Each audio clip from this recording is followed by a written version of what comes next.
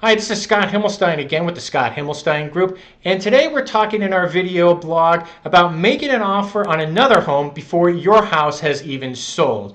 Now, there's ways to do this and things to avoid, and that's what we're going to discuss today. So one of the biggest, this is a question that I'm starting to see a lot more for a variety of different reasons.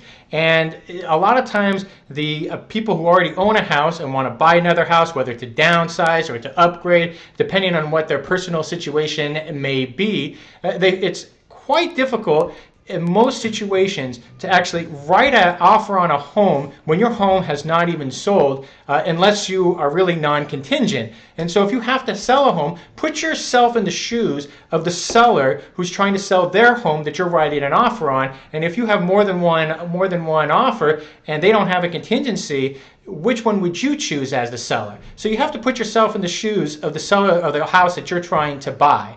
Now, that being said, there's ways to go about doing this, but it really requires you really to put your house on the market. And there's contingencies that could be in place so that you are protected. So most importantly, you don't end up on the streets after it's all said and done in case you can't find something. So usually the seller, if you're going to be put your house on the market in the event that you couldn't find anything in 60, 90 days, you would have the ability to be able to back out at no cost to you in the event that you couldn't find anything.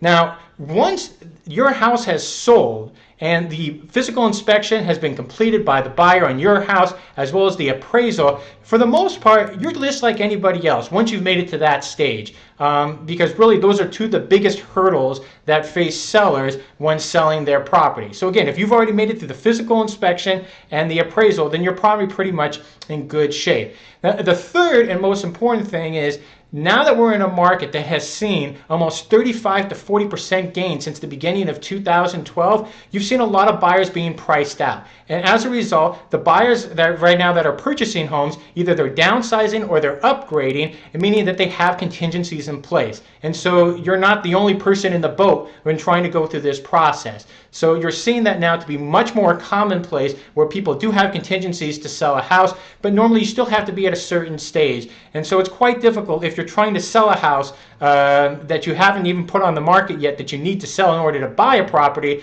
That will possibly create some problems for you. But once your house is on the market, then you kind of find the buyer pool just like everybody else. All right, thanks again for watching our video blog today. As always, you can reach myself directly, 818-720-9922. That's 818-720-9922 for any of your real estate questions or if you're interested in buying or selling. We are here to assist with all of your real estate needs, and we look forward to seeing you next time on our video blog.